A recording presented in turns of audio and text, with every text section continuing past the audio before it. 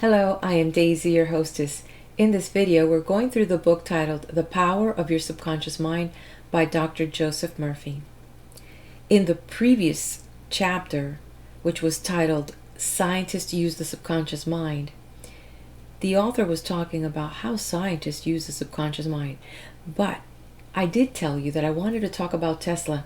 So this is the video in which I talk about Tesla. So there's this author, his name is John J. O'Neill, and he wrote the book titled The Prodigal Genius, describing Tesla actually.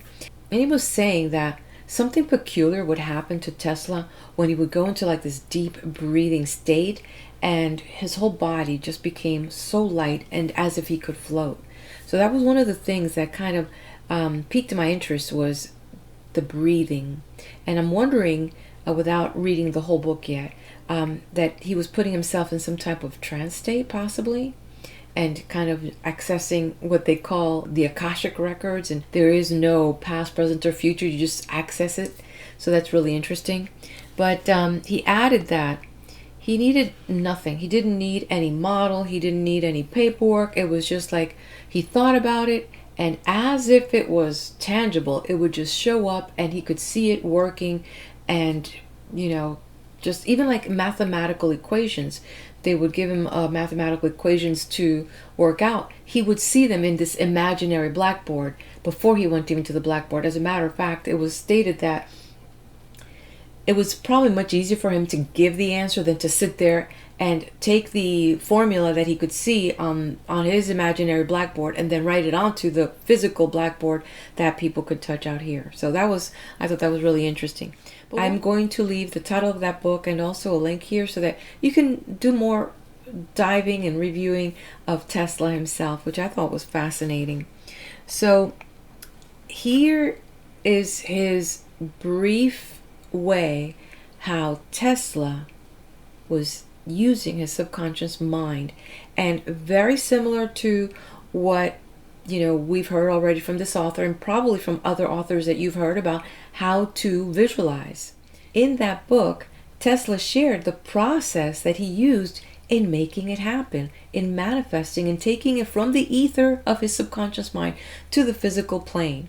And here I'm going to share what he was saying. So he says here in brief is my own method. I'm not going to read all of it so that you can have a chance for yourself to discover all that, but in a nutshell, it says here, after experiencing a desire to invent a particular thing, I may go on for months or years with the idea in the back of my head. So the key word is here, he says the desire, like a desire to do something. So in his case, he had the desire to invent. So he wanted to create something because of something. You invent something because you're trying to find an answer to something, right? Or fill a need for something. So if you have a problem, a situation that you're trying to solve, then you have a desire to find the solution. So he started with the desire to find this, to create something. And in that case, then he says that he would just leave it there, sometimes for months, for years. He would just let it float around his head. He added that he says, whenever I felt like it, so the feeling is there, he wrote here, I roam around my imagination and think about the problem without any effort, without concentration. And he said he called that the incubation period. Then he moves on to the next phase, which he called it the direct effort phase. And he says that he would choose carefully the possible solutions of the problem that he was considering. And then he would center his mind. So he would bring it into focus without any distractions. This is the phase where he would come up with whatever he was picturing, and then he would just start being creative of how it would be solved. And I imagine that would be gloves off, as ridiculous as it would sound. He would play with it and he would put it together in whichever way, and then see how these different things would solve themselves out, or the puzzles would fit. That's and without reading the book yet, but that's my understanding, that it's really just going in there without criticism, just like, okay, yeah, I could see that happening, right? And I mean, I read somewhere that something had with the space program, were having some issues with some throttles, and then they kind of were thinking out of the box, and they were like, okay, well, what if you had something like a shower head? So I mean, you do the research, you'll find out that this whole thing was through thought because of a shower head and the concept of, the shower head design. Anyway, Tesla would say that he would be deliberately thinking of the problem with specific features, and he would feel as if he had the solution. And it's interesting that he would stay working with it until it felt like it was solved. He says that feeling, when it was complete, that's when he knew that he had the answer, that the answer that was perfect for that problem. And that's what he would say. And then he added that he says, the feeling is as convincing to me as though I already had solved it. And he said, this stage is the actual solution is in my mind subconsciously. And it might be a long time before it's out here in the real world, but it was done. So I found that interesting. So one of the things here is that before he sketched anything on paper, it was done in his mind. So in this chapter, Dr. Joseph Murphy offers a strategy very similar to what Tesla described, so that you can receive guidance for your subconscious mind and partner up with the subconscious. And he said that whenever you have a difficult problem, he said the first thing is to see the situation from a constructive point of view.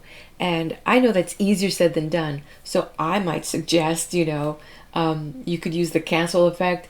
Just have your temper tantrum, but then regroup yourself, and then, just say, I cancel everything, and now I'm here. How can we fix this? What are some options? And when you begin to see that in a constructive way, then you're now tapping into what I would say the realm of possibility.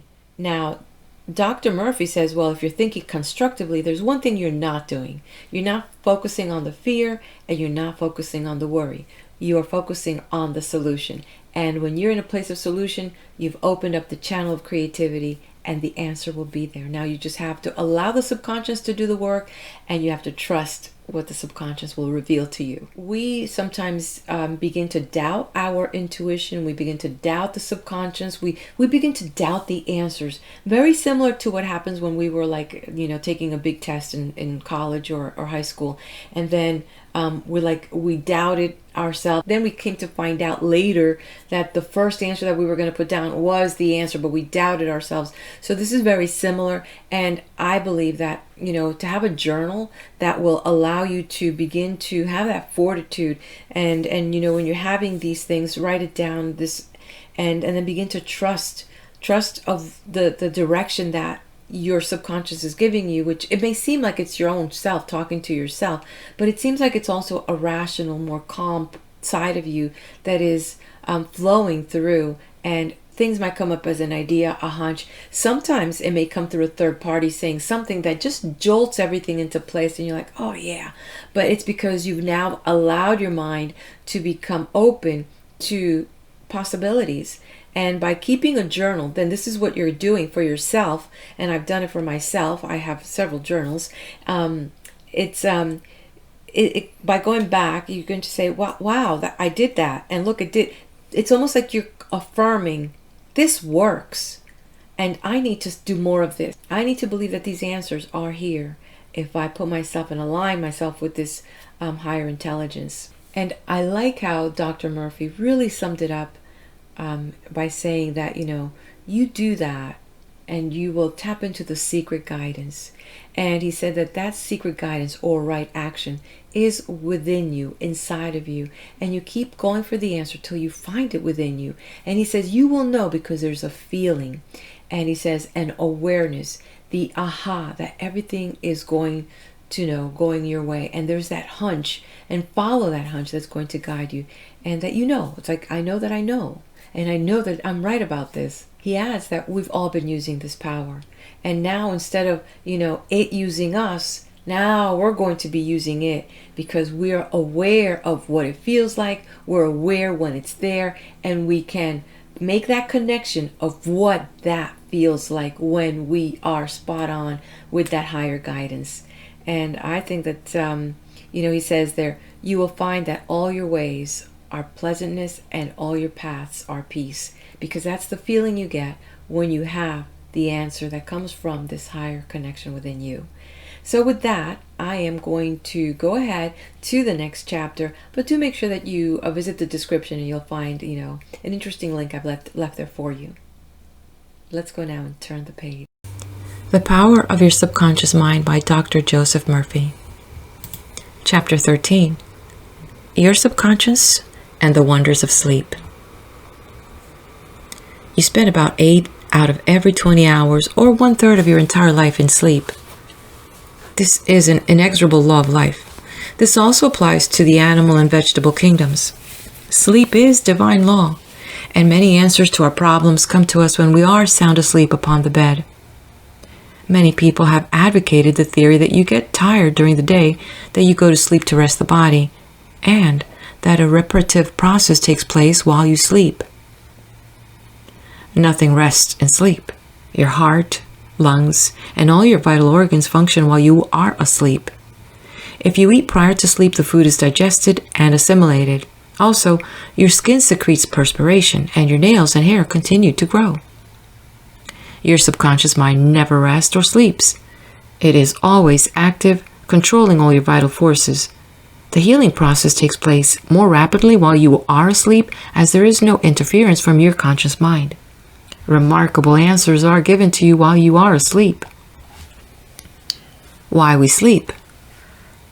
Dr. John Bigelow, a famous research authority on sleep, footnote, Dr. John Bigelow, The Mystery of Sleep, from the New York and London Harper Brothers, 1903, demonstrated that at night while asleep you receive impressions showing that the nerves of the eyes, ears, nose, and taste buds are active during sleep, and also that the nerves of your brain are quite active.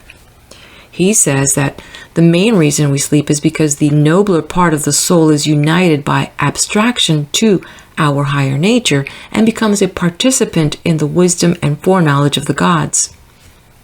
And Dr. Bigelow states also, the result of my studies have not only strengthened my convictions that the supposed exemption from customary toils and activities was not the final purpose of sleep, but have also made clearer to my mind the conviction that no part of a man's life deserves to be considered more indispensable to its symmetrical and perfect spiritual development than the while he is separated from the phenomenal world in sleep.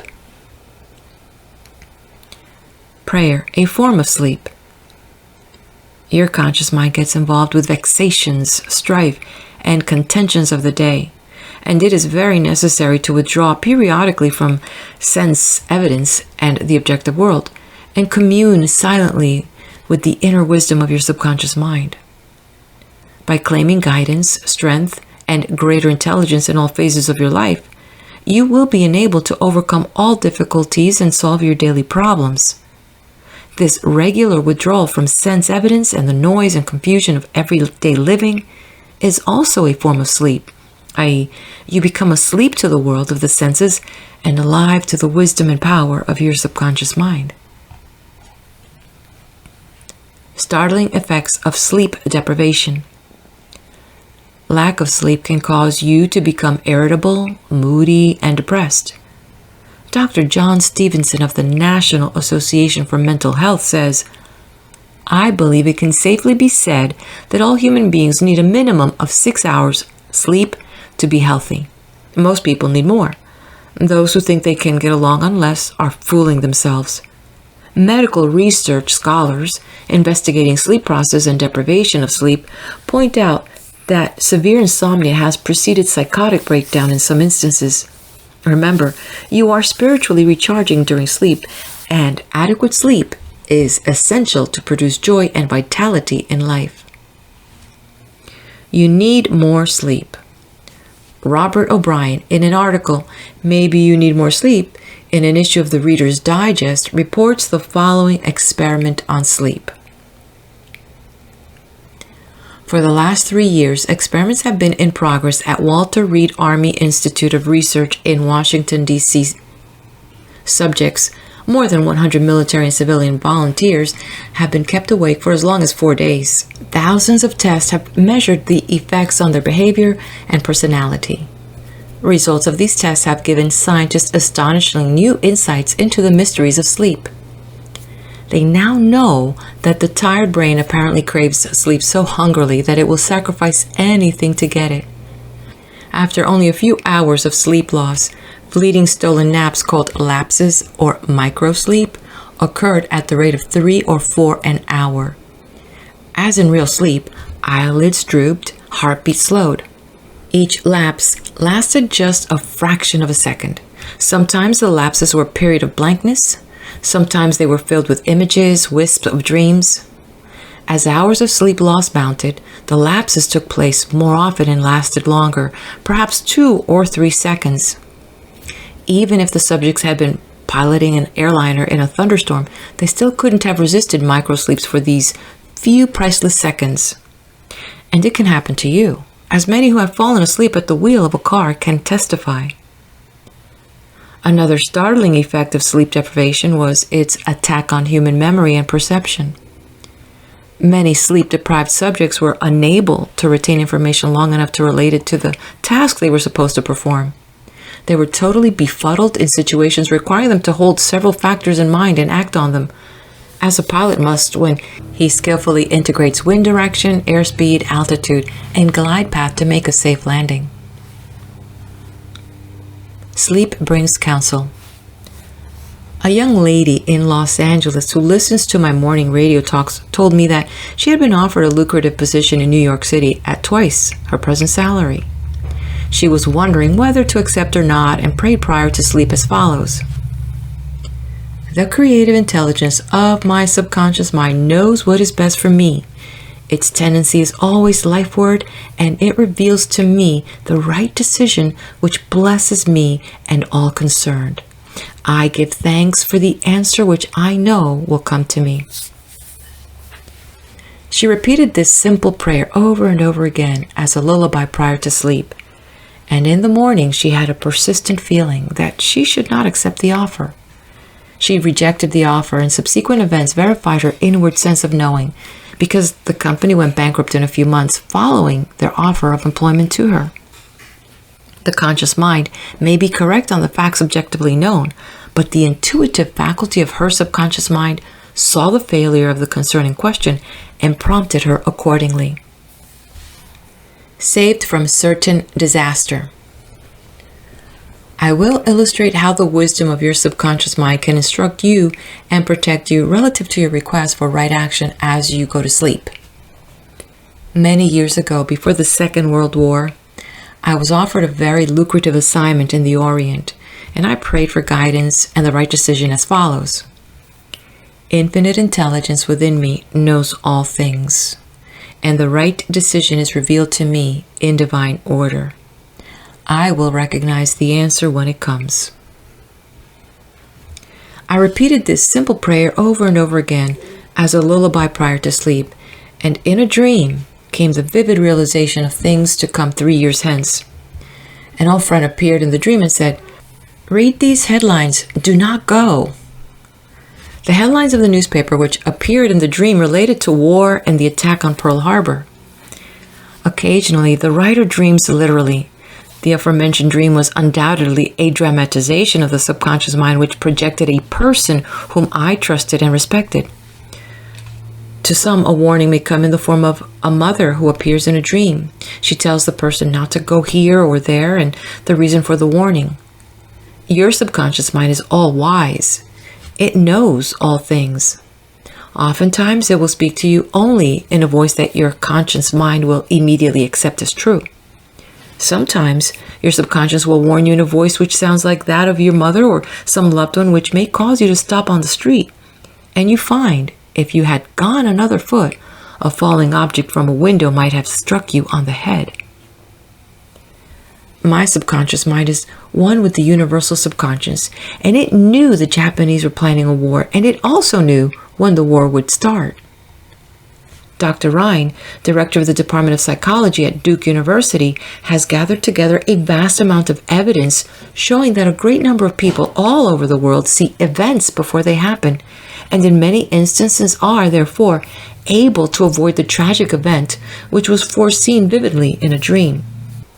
The dream which I had showed clearly the headlines in the New York Times about 3 years prior to the tragedy of Pearl Harbor. In consequence of this dream, I immediately canceled the trip as I felt a subconscious compulsion to do so. 3 years later, the Second World War proved the truth of the inner voice of intuition. Your future is in your subconscious mind. Remember that the future, the result of your habitual thinking, is already in your mind except when you change it through prayer. The future of a country, likewise, is in the collective subconscious of the people of that nation. There is nothing strange in the dream I had wherein I saw the headlines of the New York newspapers long before the war began. The war had already taken place in mind, and all the plans of attack were already engraved on that great recording instrument, the subconscious mind, or collective unconsciousness of the universal mind. Tomorrow's events are in your subconscious mind. So are next week's and next month's, and they may be seen by a highly psychic or clairvoyant person. No disaster or tragedy can happen to you if you decide to pray. Nothing is predetermined or foreordained. Your mental attitude, i.e., the way you think, feel, and believe, determines your destiny. You can, through scientific prayer, which is explained in a previous chapter, mold, fashion, and create your own future. Whatsoever a man soweth, that shall he also reap. A catnap nets him $15,000. One of my students mailed me a newspaper clipping 3 or 4 years ago about a man called Ray Hammerstrom, a roller at the steel works in Pittsburgh, operated by Jones and Laughlin Steel Corporation. He received $15,000 for his dream. According to the article, the engineers could not fix a faulty switch in a newly installed bar mill which controlled the delivery of straight bars to the cooling beds. The engineers worked on the switch about 11 or 12 times to no avail. Hammerstrom thought a lot about the problem and tried to figure out a new design which might work. Nothing worked. One afternoon, he lay down for a nap, and prior to sleep, he began to think about the answer to the switch problem. He had a dream in which a perfect design for the switch was portrayed. When he awoke, he sketched his new design according to the outline of his dream. This visionary catnap won Hammerstrom a check for $15,000, the largest award the firm ever gave an employee for a new idea. How a famous professor solved this problem in sleep. Dr. H.V. Helprecht, professor of Assyrian at the University of Pennsylvania, wrote as follows. One Saturday evening, I had been wearying myself in the vain attempt to decipher 2 small fragments of agate which were supposed to belong to the finger rings of some Babylonians.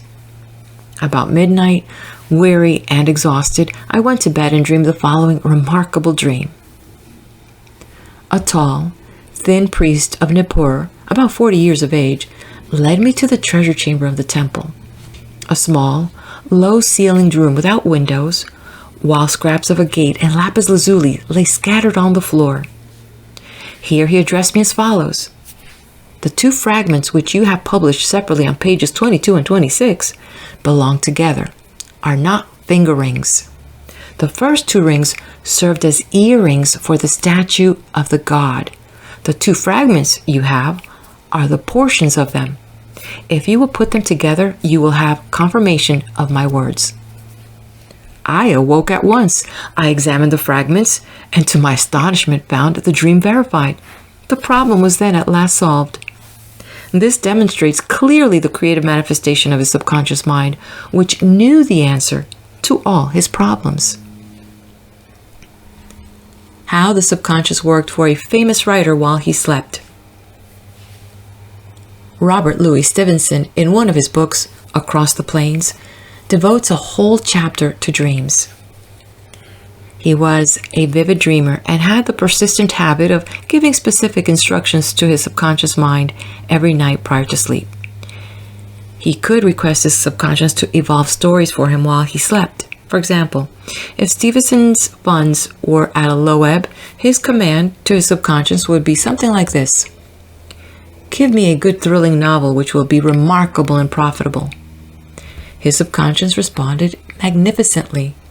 Stevenson says, "These little brownies, the intelligences and powers of his subconscious, can tell me a story piece by piece like a serial and keep me, its supposed creator, all the while in total ignorance of where they aim." And he added, "That part of my work which is done when I am up and about, while he is consciously aware and awake, is by no means necessarily mine, since all goes to show that the brownies have a hand in it even then." Sleep in peace and wake in joy. To those who suffer from insomnia, you will find the following prayer very effective. Repeat it slowly, quietly, and lovingly prior to sleep. My toes are relaxed. My ankles are relaxed. My abdominal muscles are relaxed. My heart and lungs are relaxed. My hands and arms are relaxed. My neck is relaxed. My brain is relaxed. My face is relaxed. My eyes are relaxed. My whole mind and body are relaxed. I fully and freely forgive everyone, and I sincerely wish for them harmony, health, peace, and all the blessings of life. I am at peace. I am poised, serene, and calm. I rest in security and in peace. A great stillness steals over me, and a great calm quiets my whole being as I realize the divine presence within me. I know that the realization of life and love heals me. I wrap myself in the mantle of love and fall asleep filled with goodwill for all. Throughout the night, peace remains with me, and in the morning I shall be filled with life and love. A circle of love is drawn around me. I will fear no evil, for thou art with me. I sleep in peace, I wake in joy, and in him I live, move, and have my being. Summary of your aids to the wonders of sleep. 1. If you are worried that you will not wake up on time, suggest to your subconscious mind prior to sleep the exact time you wish to arise, and it will awaken you. It needs no clock. Do the same thing with all problems. There's nothing too hard for your subconscious. 2. Your subconscious never sleeps. It is always on the job. It controls all your vital functions. Forgive yourself and everyone else before you go to sleep, and healing will take place much more rapidly. 3. Guidance is given you while you are asleep, sometimes in a dream. The healing currents are also released, and in the morning you feel refreshed and rejuvenated. 4. When troubled by the vexations and strife of the day, still the wheels of your mind and think about the wisdom and intelligence lodged in your subconscious mind, which is ready to respond to you. This will give you peace, strength, and confidence. 5. Sleep is essential for peace of mind and health of body. Lack of sleep can cause irritation, depression, and mental disorders.